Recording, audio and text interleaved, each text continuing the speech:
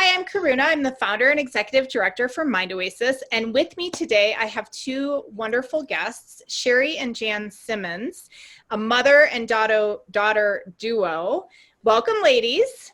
Thank you for having us. Thank you. So I always start out my podcast, which is called Meditation Happy Hour, Tea, Talk, and Truth with Karuna, by asking what your day has looked like so far. Do you want to start, Mom, or you want me to? You go for it. Well, interestingly enough, I did a little meditation this morning before I had breakfast, and I don't always start my day that way. And when I do, the day is so much better for me. So I knew I was going to be meeting with you today, and I thought, okay, I'm going to do this. And it sort of, it sets the tone for the rest of the day. So Wonderful. I have to tell you, I ended mine last night with one. I'm not real good at meditating, and so it's a challenge for me, but it's a challenge worth taking for me, because Shari and I spoke on the phone last night, and I said, I am not sleeping. I'm just not sleeping. There's just too much going on. And I thought, okay, good time to do it and give it a try. And I slept very well. I woke up a couple of times, but I went back to sleep, and that's great. Wonderful, Jann. And what's your morning looked like? My morning is great. I got up this morning, had coffee by my little water fountain, and I thought, okay, today's going to be a good day. So it's starting out that way. I love that attitude. I keep forgetting, we have a teacher, Tori, who she brings iRest to Mind Oasis, and iRest is a very gentle, it's a yoga nidra practice, and anyone who experiences difficulty with meditation, like sitting and concentrating on your breath, it's a wonderful alternative. So I'll be sure to post a link in this podcast, but I'll also send one to you, Jann, so that you have it at your fingertips. Perfect. Good. That would be great. Good. Okay, ladies. Well, let's dive in. So you are authors. That's one of the reasons you're here. Another reason you're here is because you're going to be bringing a workshop to Mind Oasis. Plus, you're both fascinating women who I happen to love. So let's dive in first to your book. I believe the title is Which Way? And, feel free, whoever wants to talk first, just tell us a little bit about the book and why one would want to read it. well, is it okay if I start, Mom? Okay. Yes. Well, I grew up with a mother who suffered from PTSD mightily. And as a young daughter, I didn't understand why she was dissociating and just some of the behaviors that I was seeing, why she got scared when babies were crying or, had panic attacks. And Mom ended up going into many, many years of therapy to sort of uncover the tragic past and childhood that she lived. And we're going to talk about some of that in the workshop. But I started studying the brain and just how resilient that the brain is, and how, neuroplasticity, right? Our brains can shift and mold and change even into our 90s. Became a therapist and started running mental health facilities for adolescents and families. And in the process of all of that, I started teaching crisis and trauma classes at several different universities, and I used to bring Mom in as a guest. And it was the students who said, wow, what a story, that you guys need to write a book. So I suggested it. Mom answered with, no way. I am not going to write a book. But tell Mom, tell her how we started with the whole book. And I said, let's write down some chapters and meet up and just see what we've got. oh my gosh, I'll never live this one down. Okay. So I said, I am not going to write a book. She kept after me. I finally gave in. And she said, all right. And I said, well, how do you want this process to go? And she said, okay. She said, just start writing down writing down your story. And she said, then we'll work on it for about a month. We'll get together in a fun setting up in the mountains and exchange what we've got and see how where we are. So when we got to our destination, she said, you know, Shari had a stack of papers and I had a page and a half typed out. And she said, this is all you've got? And I said, I wrote the whole thing.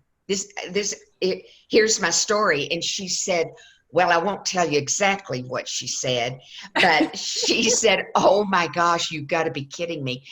But the reason for that is that's actually how I always told my story. It was, this happened, done, you know.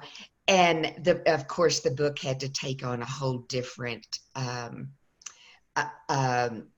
path in order to write it. So is that what you want me to wrap myself out on? Yep, did good. Awesome. And what was the process like being a mother-daughter duo, tackling big stuff in your book? It was tough. I mean, from a daughter perspective, I knew so much of Mom's story already. But to have to read and edit and reread all the details of horrific abuse that, frankly, I'm shocked she even lived through was really hard. How about you, Mom? It probably was excruciating for her because while she knew some of the, you know, top level stuff, for a book, you've got to go back to the sights and the smells and you know, and delve down into it so that the readers understand what you're talking about and where you're going with this and what it, you know, to draw them into the story. And I actually had never done that myself. So the process of going back there was something I had never done, even in my years of therapy. I had never done that. And so it was a really difficult thing for me to do. But when Shari and I would get together and work on the chapters that we had written, and because we wanted to make sure that they melded well together, because we kind of go back and forth in the book, which is kind of good for the readers because they've got, oh my gosh, I need a break from Jann's story. And then they hear Shari's clinical overview and or the daughter perspective, and then they're ready to go back to me again. But, you know, I would look at Shari because I would read her chapter and she would read mine so that we could, you know, find flaws and that kind of thing. And it was excruciating for her, for sure. I'm sorry, darling. But having said that, Jann, I have to say, you strike me as one of the more happy people, joyful. You know, there's a difference between positivity, happiness, and joy. And to me, I don't know about the positivity, and that's the kind of happy horse shit that, frankly, Karuna doesn't care much about. But the joy, I'm looking at your face. You exude joy. And I hear you talk about happiness. So can you just share a teensy bit about your outlook on life? You know, I'm asked that question a lot. Yeah. And I think it is, with everything I've been through, I still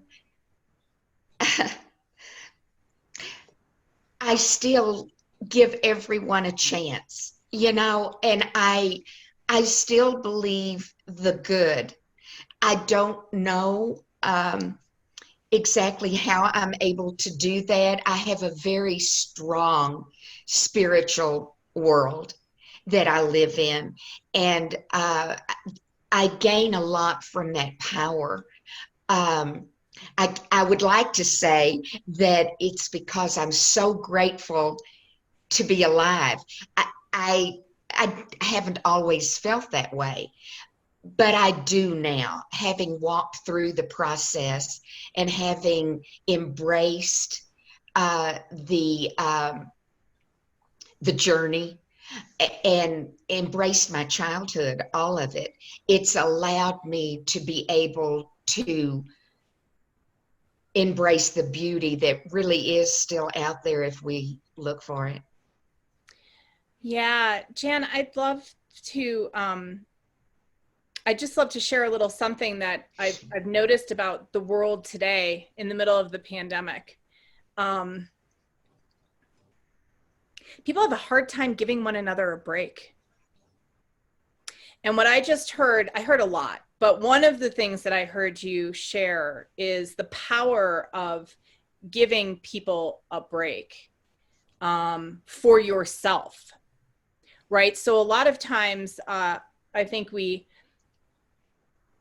are walking in the world and are encouraged maybe by the way we were raised or the way that we have chosen to walk in the world to give one another a break.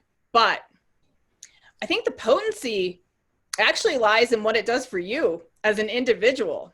Yeah. Shari, Absolutely. do you have anything you want to add to that?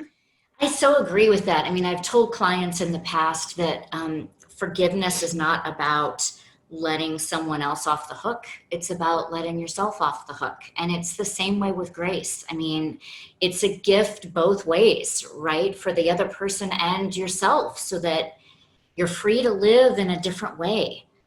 So. Yeah, I love that. Forgiveness and grace are two elements of the world that seem to be scarce, along with critical thinking. I mean, Yeah. It's my bias, but I do feel like critical thinking could come into play here too. But forgiveness and grace, and I really, I've been exploring this in my own personal life about what it means to really, to forgive myself, to forgive my very human experience with a whole heck of a lot of human flaws. Right. And what does that feel like? Because when you do let yourself off the hook, it is more possible to let others off the hook. Yeah. Absolutely.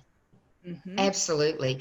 I don't want to be judged by anyone. And so therefore I try not to judge, you know, just be free. Yeah. It's so interesting how really the basic tenets of any sort of spiritual or religious teachings from way back. I don't necessarily mean like something that was invented 5 years ago, but I do find that the more, even if one doesn't embrace the tradition of Christianity or Judaism or Hinduism, that the basic tenets really offer us the opportunity to live a big, bold, beautiful life that is deeply connected to others, right? You know, the idea of do unto others. Right.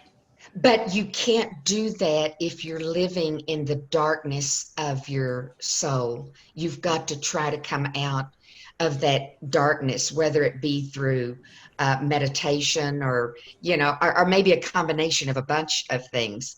You've got to come out of that darkness to be able to see the beauty in people and other things.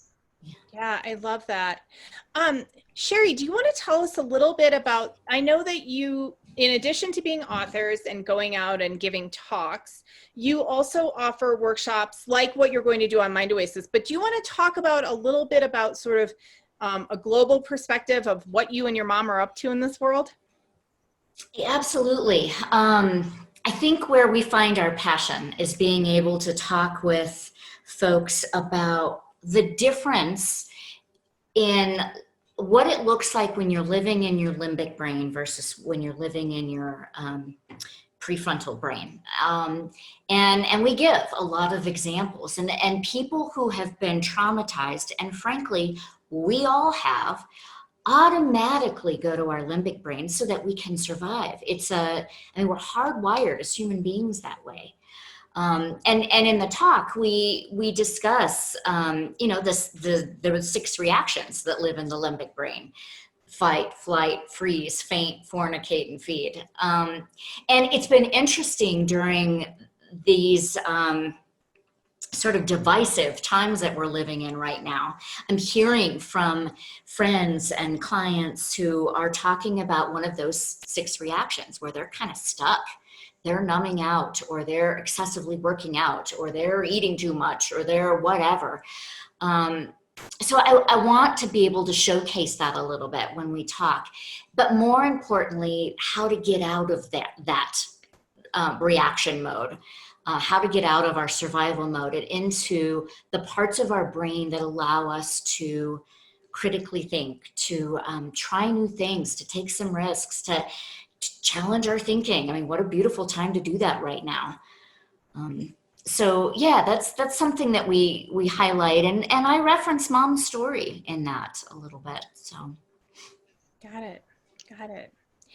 And I guess I'll just make a little comment around meditation, since, Mind Oasis, we bring what I'm calling these days companion courses, which is what your workshop will be, where beyond just a meditative practice of perhaps sitting or walking or,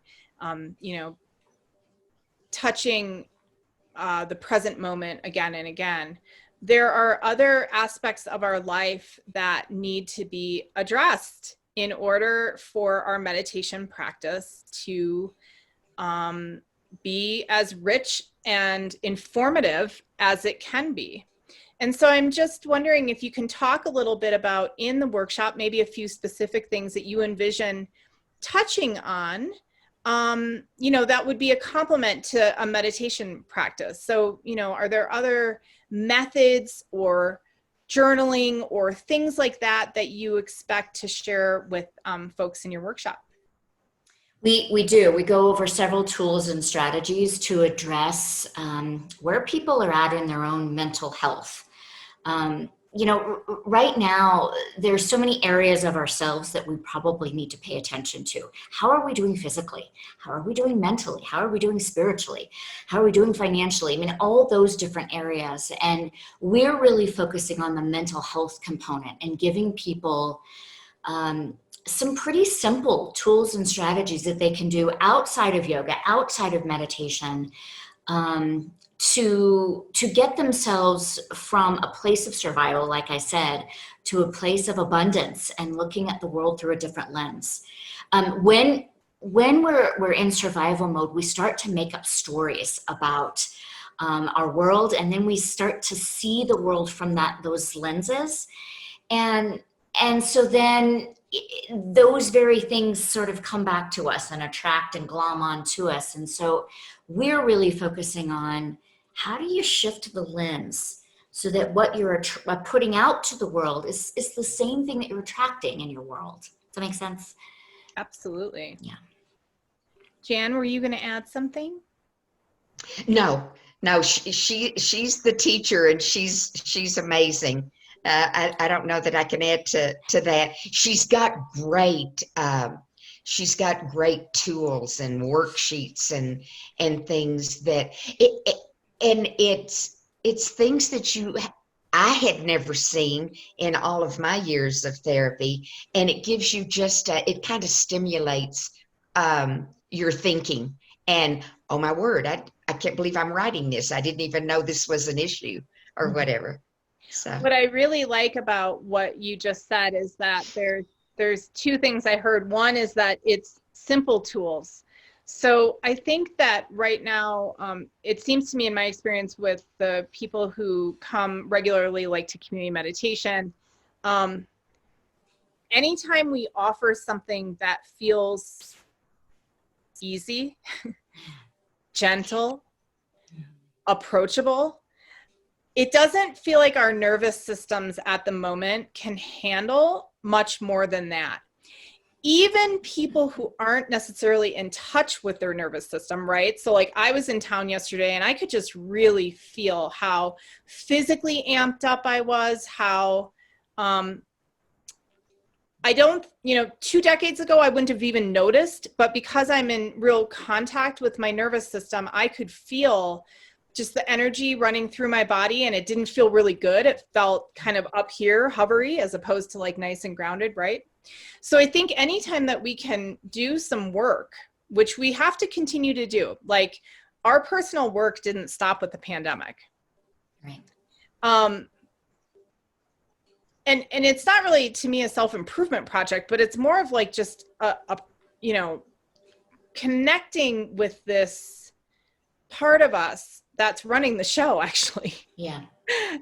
So simple and easy sounded really good and approachable. And then what else is just under, it's like the iceberg picture. What else is just right underneath the surface that's running the stories that we're not aware of? And I think we see this really playing out, particularly in social media.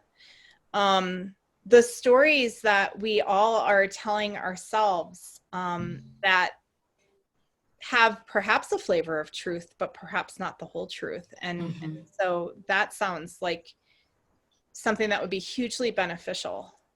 I love how you said that. I mean, our subconscious minds do run the show. And so there are some strategies for figuring out what tapes you're playing back there and which ones no longer serve us. One of the things that we talk about in this discussion is about our central nervous system and how the strongest central nervous system always wins. That is for good or for bad. So, if you are walking on to a crowded subway and somebody is nervous and jittery and, defensive and hurling insults, that central nervous system can take over an entire bus. Just as somebody who walks on with a calm demeanor and is, taking deep breaths and is smiling at people and nodding and gesturing in a gentle way, that is also the strongest central nervous system that can take over a room. You know what I mean? And so we get to decide which one we're going to be. Wow, I love that perspective. I hadn't thought about it before, but what a lovely invitation to not be the person who reigns on everyone's parade. Right. Tell us a little bit about your podcast before we wrap up. You want to talk about it, Mom? Well, what I can add about that is, first of all, there's so much fun. We've had some great guests, you included, have been one of our guests. And then sometimes Shari and I have a podcast. Listeners seem to enjoy Shari and I interacting in our, so we've done some of those, and they're just totally organic. And we don't rehearse first. We just kind of whatever is on our hearts. But so enlightening, these podcasts that we're doing and the experts in their field who come on. It's a lot of fun. We were scared to death at first, weren't we, Shari? Oh my gosh, we were so scared. Yeah. And now it's just making a pot of coffee. Yeah, it's a ton of fun. Our podcast is called Which Way Podcast, and we're on the Mental Health News Radio Network, Apple Podcasts, iTunes, Spreaker. So. Very cool. And I always like to wrap up our session together by asking one question. So let me first see. Oh, I don't have it. Does anyone have tea or coffee or water? Got water. That's it. Okay, so you Mom, is that wine or water? Let's be honest. Come on now. I'm not going to reveal what time of the day it is. It's in an opaque glass, so y'all can make it whatever you wish. There you go. Good answer. Spoken like a good yogi. All right. So somebody took care of the tea. I can't believe I have nothing. And we definitely got through the talk. So now the question is, what's your truth? And Shari, I'll start with you. Wow, what is my truth? I think that our stories matter. My story, your story. And in this world, sometimes those aren't celebrated or acknowledged the way that they need to be. But our narratives and our stories are powerful, and they change us and they change other people, and they deserve a voice. And that's part of why I do what I do, is to give my mom, my sweet mama, a voice, to give other people that we interview a voice, to give the clients I work with a voice. So that's probably my truth. Wonderful. And Jann, what's your truth? Hope. Coming from the past that I came from, there wasn't a lot of hope, and now I know there is, and I know that you can become more than the hopelessness that you experienced, and you can go on to lead a very fulfilled life and contribute, and I want to offer hope to people. Beautiful, you do. I can see it in your eyes. Where do people pick up Which Way, the book? It can be found on Amazon. It can be found on our website, thetraumaspeakers.com. And we'd love your feedback. If any of you read it, we'd like to hear what you think. Wonderful. So I'll put the Amazon link in the comments below the podcast and videocast, where we broadcast Meditation Happy Hour on both YouTube and on any of the podcast stations that you enjoy. The name of your workshop is Help, I've Fallen Down the Rabbit Hole. It's a 2-hour workshop on Saturday, October 10th from 10 until noon Central. You can find more information about the workshop on mindoasis.org. There's a tab that says Learn, and underneath it, there's workshops and series. And you'll find a picture of Jann and Shari both, along with information about the workshop and how to register. Help, I've Fallen Down the Rabbit Hole should be a really great time, ladies. Thank you so much. Again, it's on Saturday, October 10th from 10 until noon. We're just really excited to have you. We're excited for people to connect with you via your book, via your podcast, and to hear Jann's amazing story and how this wonderful daughter-mother duo is bringing hope to this world. So Shari and Jann, thank you so much. Thank you. Thank you so much. We're looking forward to it.